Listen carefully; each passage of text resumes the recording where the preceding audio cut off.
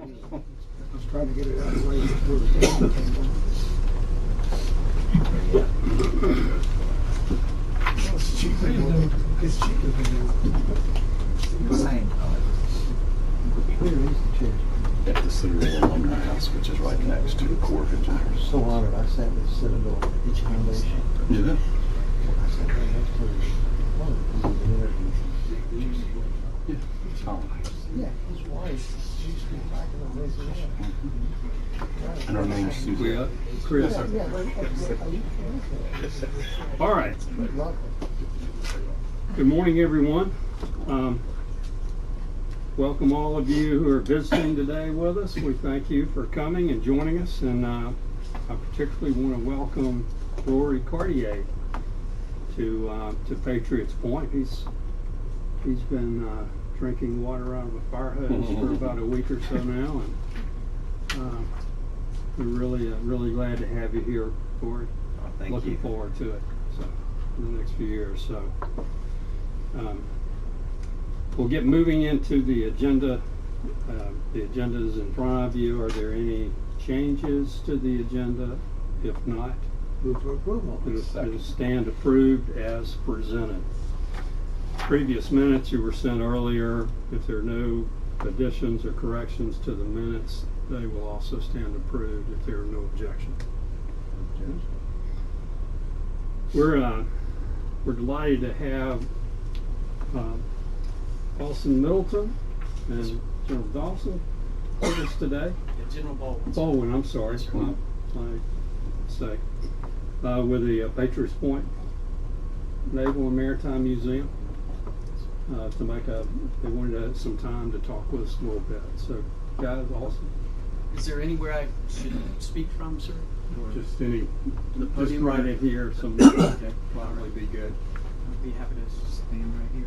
How about just a quick 2-minute little, intro for myself, and I've created some notes so I don't forget anything. So, I'd like to start off saying good morning and what an honor it is to be here with y'all and to represent the Patriots Point Foundation and at the Patriots Point Development Authority meeting. I'm Austin Middleton. I'm the current president of the foundation and retired Marine.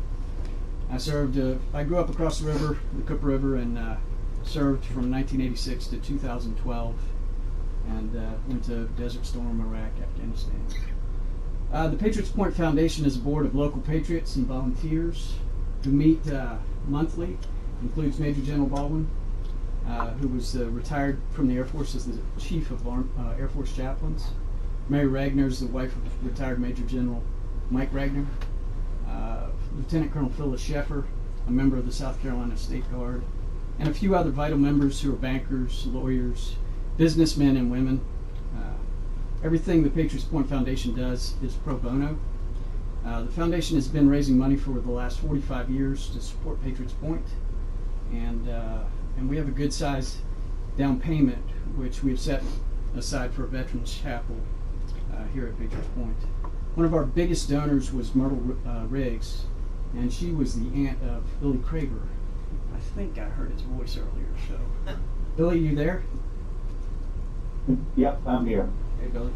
Well, this lady was a member of a congregation that held a weekly service here on the Yorktown for 25 years, and the money they raised was passed on to us at Patriots Point Foundation. So wouldn't it be a blessing if we could build a Veterans Chapel somewhere here at Patriots Point?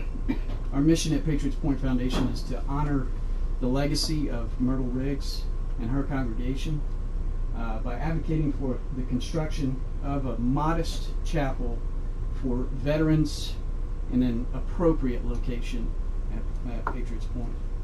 From a business perspective, I've heard that Charleston is the #2 wedding destination in the country, which is second only to Las Vegas. Additionally, what a powerful location to have a memorial service for a veteran or a family member of a veteran.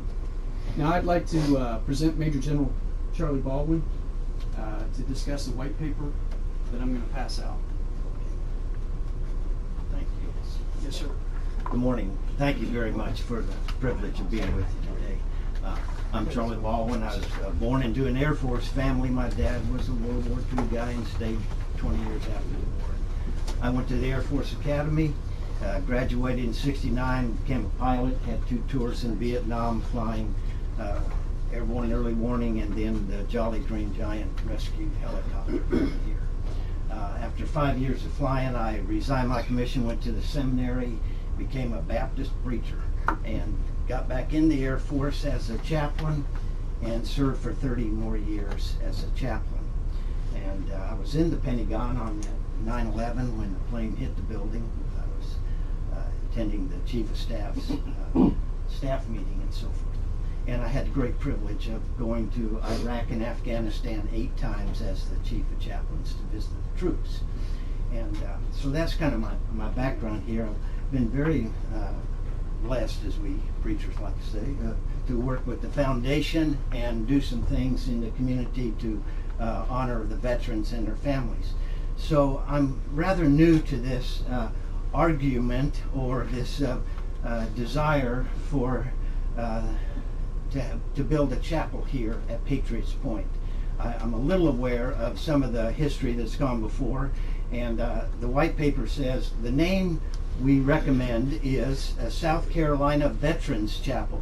That is, probably the 4th or 5th rendition of Medal of Honor Chapel, Patriots Point Chapel, Memorial Chapel. But we would like to say this is a beautiful place for our state to build a chapel that would honor veterans and their families. So not just memorial services, but to celebrate some events like welcome homes and weddings, etc. And so we would suggest South Carolina Veterans Chapel. The purpose of Alston and I coming today is just to put before you and ask for any support to provide a location for this chapel. And we think this is an appropriate place. We could, again, go back to the Patriots Point Chapel, but I think South Carolina Veterans Chapel spreads it out a little bit. It would be a standalone building that I call it a holy place for all veterans, interfaith kind of chapel. I'm very familiar with chapels, having run the Air Force chaplain service, so I know the importance of the interfaith moment. But interfaith doesn't mean non-religious or non-Christian. When you call the people together and it's a Christian burial, you put a cross on the altar and the Christians all say amen. Mm-hmm. And so all faith doesn't mean no faith, but it would meet the needs of Jewish veterans, Muslim veterans, and others. Again, the purpose of the place would be to provide memorial services, funerals, weddings, days of remembrance, and so forth. The place will be determined. This is a beautiful campus of military memorabilia, and how appropriate I think it would be to put a chapel here where people could come in the midst of this community and celebrate. Our plan would be to, once the place is located, select an architect, have him or hers submit a design that would honor the service and sacrifice of the women and men who have served the military. An idea would, I gave you a picture. I haven't passed it out. Oh, okay. Here you go. This is a picture of the chapel at the 8th Air Force Museum just north of Savannah. Have you been there? It's a tremendous museum of the 8th Air Force, but they built a chapel next to their museum. And this is a picture of the inside, very simple, not flamboyant, but the beauty of this chapel is that each one of those stained glass windows tells us a bit of the story of the 8th Air Force. So an ideal would be to build a similar kind of chapel for 150 people at the most, and perhaps, and then have a stained glass window to honor World War I, World War II, Vietnam, Korea, Vietnam, Iraq, and Afghanistan, and a window for the families too. That would be an idea just to start with what this chapel ought to look like. As far as who's running this and who's helping out here, there are many resources around town. Certainly a lot of us retired chaplains who'd be glad to step up and sign up for a month or however long to our turn in the chapel. That would be a resource. Charleston Southern University just started the Dewey Center for Chaplaincy. The president of CSU, as you probably know, is Don DeCostin. He's a retired Air Force Chief of Chaplains, and he's a wonderful guy. And I asked him, could your center help? He said, oh yeah, that'd be a perfect opportunity for us to use our chaplains in the pipeline to help out down there. So perhaps the day, or the veteran could have his or her pastor, rabbi, religious leader help him out at the service. There may be the opportunity or need to hire a director at a certain point to run the chapel, but that's down the road. We just need to get started. I believe that if we approach the VFWs, the American Legions, churches, synagogues in the state to say, help us build this chapel, it would not take a lot of work. We have $300,000 in the Patriots Point Foundation to get this thing going, but that's obviously not enough. So we need a place, and we hope that the purpose would be fulfilled. And if y'all could help, we'd be very appreciative of that. And that's just the coffer for the set aside. There's actually, we have a little bit more than that as well, so we could put in there. So. Go ahead. Any questions? I'm done. How do y'all envision managing this?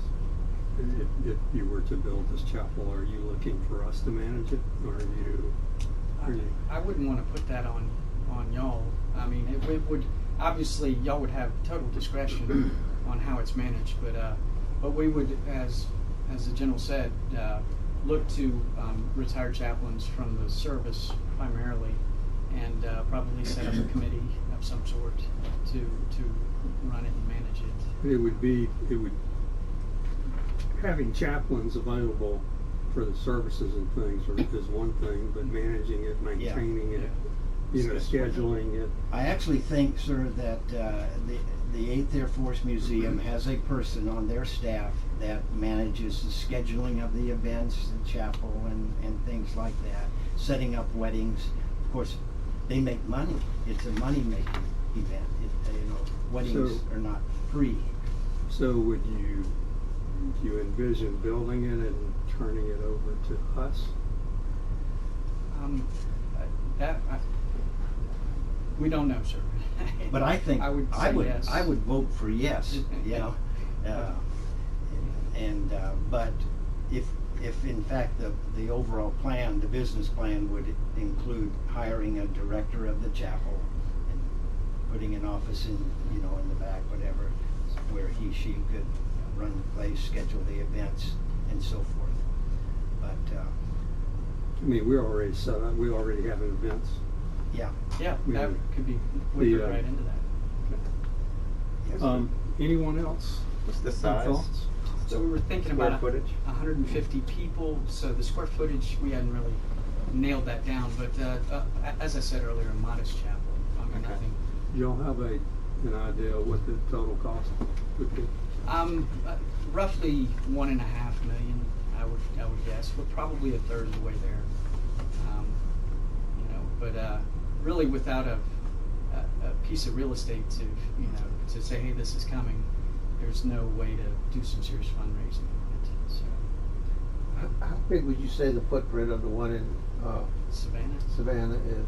Yeah. About how much land do you need? Yeah, 40,000 I think we square need, feet? the one in Savannah has a columbarium behind the chapel that they added several years later, which is a nice Oh, thing. yeah, that's wonderful. So that was nice, but I think they're probably on a quarter of an acre. Quarter of an acre. Yep. It seems to me that obviously this needs a little more discussion. Yes, sir. Maybe we can, y'all can work maybe through Rory or something and start talking some more about it. I think that we are going to need size, because we're going to need to know what you would need. A problem. It's not really a problem, but the situation here is that we're running out of land to do things in. And so So that's sort of at a premium at this point in time, is that, but there may be some different alternatives for that. There So- was at one point along the journey, there was why don't you just, like at the airport, put a room in the museum somewhere and then call that the chapel? And I just don't think that would meet the need and the purpose of why we would even want a chapel there. It's not a little meditation room, it's an event moment, and again, a fundraiser for the area and so Right. forth. And it could be right next to it, obviously, Mhm. Yep. wherever it ends up. Okay. Great. Thank Any you, sir. other questions, thoughts? I think that's wonderful. I think it's a great idea. I really appreciate y'all coming. Well, thank you for Well, listening to us. We really appreciate you coming and talking. Yes, sir. I apologize for messing up your name. That's all right. I'll write it down. Thank you. Yeah, Thanks for but, letting us. I apologize, but thanks very much. Appreciate it. Glad we Thanks. finally got to meet. Yes, sir. All right. Thank you. Yeah. Thank you for your time. All right, committee reports. I think, if I'm not mistaken, I know education and development did not meet. Facilities, I don't think met either, did they? No, but You have some, just a little bit okay. of stuff. Darwin? Not on facility. All right, I'll do facilities and I'll do the finance. Is that okay? Sure. On IT, even though we didn't have a committee meeting, we continue to enhance the IT platform, and most of the things that we're doing relates to efficiency and security. And Cole's really doing a nice job on doing that. Operationally, it's the same as it has been the last time. We continue to restore the flight deck, the Vietnam War facility. So we're continuing with a number of projects, and of course the other thing is we want to put the coffer down on one section of the ship and start that before too long. So you'll see that, and that's other than just the routine stuff that's going on. That's all that there is under IT and operations. There's no questions on that. I'll just go ahead and cover finance. So financially, we are really, we're doing really good. We are going, I'll let me back up. June closes out our year. So we don't generate the final financial statement. It'll be another couple of weeks or 3, because there's all these little minor adjustments that have to be made, plus the state sends down 2 auditors. They're due here on the 9th of this next month to oversee the closeout for the year. But with that said, we will make something more than $550,000 in profit for this past month. And we are experiencing near record attendance. Now, I went back and did all the research on past attendance, and I think our record's around 41,000 attendance in a month. This month, right now, if we continue at the pace that we're on, we're going to do somewhere between 42 and 43,000 in attendance, which would be an all-time record for Patriots Point. The other thing that's Is really that for July or looking back at June? This is June. We're talking about June. June. 40? But in July, the numbers I gave you is ending June. The attendance that we're talking about, if you take the numbers for the first 15 days in July and double them, we're going to have somewhere in the range of 42,000 attendees. And when I came down here Wednesday, and traffic was backed up all the way to the stoplight on Coleman Boulevard for people trying to get into the parking lot at Patriots Point. And when I finally got in myself, there was not a parking space. I parked illegally over in the woods, but anyway, it's no big deal. So, you know, now we're adding back some employees, and the key there is, you know, we continue increasing the revenue along with the increase in expense, but we're doing pretty good. Now, with all of that said, right now we have $7,250,000 cash on hand. Now, that does not include a $750,000 adjustment that we're going to receive. I guess it's the insurance agreement or settlement that we had. So that number's going to increase. There's one other expense that we'll talk about later that we're going to be paying. It has to do with the lapping loan. We're going to be dealing with that. So we're moving really good. I'm going to tell you something else about these numbers that's even better. We have exactly $0 in income from camping. We have yet to open up camping. And if you go back and look at camping, they are a pretty significant contributor to revenue for Patriots Point. So if we open up camping properly, it's going to just improve the numbers more. So it's looking pretty optimistic so far. And with that said, shut up. Any questions about the numbers? Any questions for Darwin? That sounded good. I had a talk with the folks at CVB or Discover Charleston, whatever, and they were telling me just about this side of the bridge that our accommodations numbers are going through the roof. They said the highest it's been. And I think it's all the pent-up demand and stuff. And maybe that explains a lot. Well, when school opens up, you know, and the kiddies go back to school, it may drop back off, but right now we're cooking. Yeah, we really are. Thank you, Darwin. Appreciate that. Rory, you got some items for? I got just a few things, kind of let y'all give you an update on what I've been trying to do, and kind of get to know me a little bit here. So basically, you know, when I came in to look at this, my overall question for this first few weeks is, you know, when the public looks at us, you know, can they find themselves? And that's how I want us to all look at it as a staff. You know, we need to be relevant. And, you know, not relevant just in terms of getting people here, but we also need to be relevant as, you know, how does this interact and, you know, connect to our guests? Because we're not going to keep getting guests. I know we're getting this big surge of influx and stuff like that, but that's fine for right now. But, you know, the long-term goal is to keep people coming back as well. Right now, it looks like we're getting one-shot visitors. We need to start, you know, creating some continuity in our guests. So that's just in mind. That's what I've been looking for at the moment. So right now, basically, I've just been meeting with staff, receiving their feedback, trying to really understand the day-to-day obligations. Few concerns, obviously, they're all very similar. Staffing, obviously, is going to be a big concern going forward, so we're going to try to address that. 4th of July program, I was fortunate enough to be here. I tried to stay out the way as best as possible while everyone was working hard. That went very well. I think that was a great program that staff was fantastic.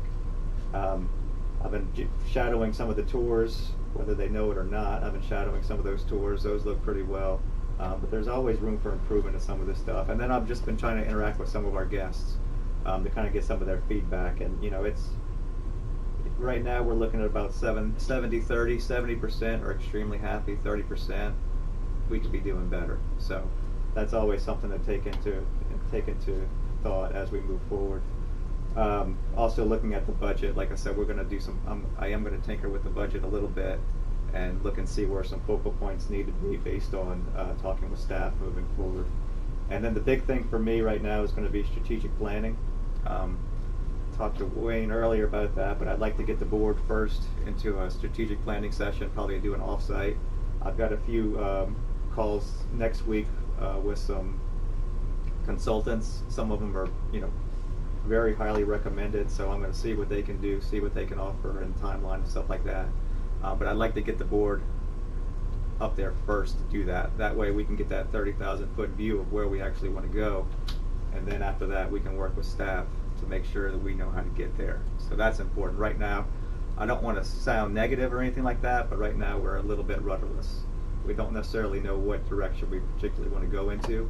So this is important to get this done right away. So I'd like to get that within the next, 30 to 60 days, preferably sooner in the 30 days. And then, the visitor experience. That's going to be the main focus moving forward. The visitor experience calls into everything. It calls into marketing, it calls into revenue, it's just, that's the key. And so some of our overarching goals right now that I'm looking at is expanding the audiences, right?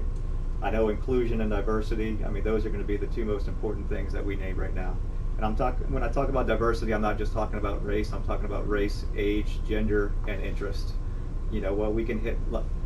Right now, our demographic seems to be highly military, which is great, but we were just talking about that. That switch is over, right? We need to get the moms. The moms are the ones that make those decisions on where they go to vacation. So how do we interact with the moms, with the kids, and everything like that? How do we become that spot? So we're going to be working on that. Collaboration with other institutions, that's going to be a big one as well.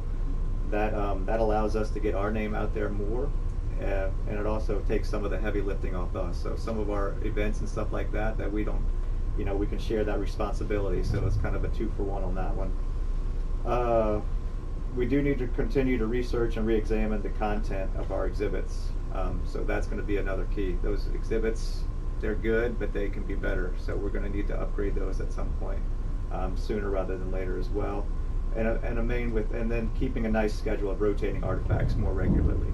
And again, all of this is going to require staff and time. And so this is not a sprint. This is a long, I would like to say marathon, but it's potentially going to be an ultra marathon at this point. It's going to take some time to get there. And then the other thing, just looking over some of the recent studies, Eventbrite, which is a major company here in the U.S., one of their most recent studies, 74% of Americans right now, they're looking for experience over products. So, we all have a little bit of pent-up energy, a pent-up want and need to get out there after the pandemic. So the good thing is they're looking to buy experiences over products themselves. So we need to figure out how to capitalize on that. And I think they've done a great job already of doing some of these tours and stuff like that. But we need to figure out really some experiences that we can sell. That's going to be a revenue generator. But it's also going to be a nice connection piece and nice, marketing / PR piece as well if we can get some of that going. And then obviously educational engagement. I would like to see us get a better internship program in place that helps us not only with our local universities, but it also gets us a nice reputation within that community, and that's really important for us as well. Virtual teaching opportunities, we need to really expand on those a little bit more. And public programming and volunteer programs, all of these areas, we haven't fully tapped those potentials yet. But all of these areas, everything here, the staff has done a fantastic job.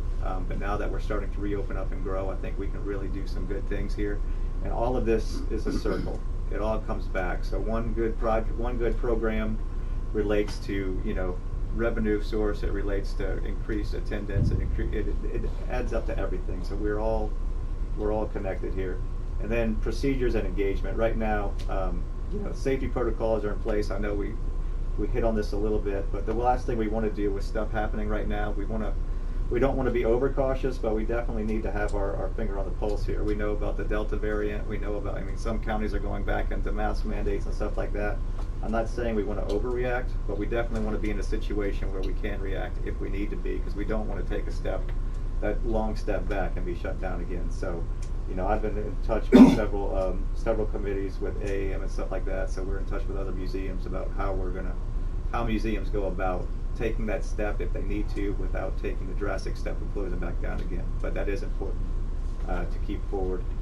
And that's kind of been my week to begin with, 2 weeks here. So, but like I said, I'm looking forward to it, and the staff has done great. I will like to say this, just because I wanted in the minutes written down somewhere, that Mike Hastings, I've been talking with staff, and he's done a fantastic job in the interim process.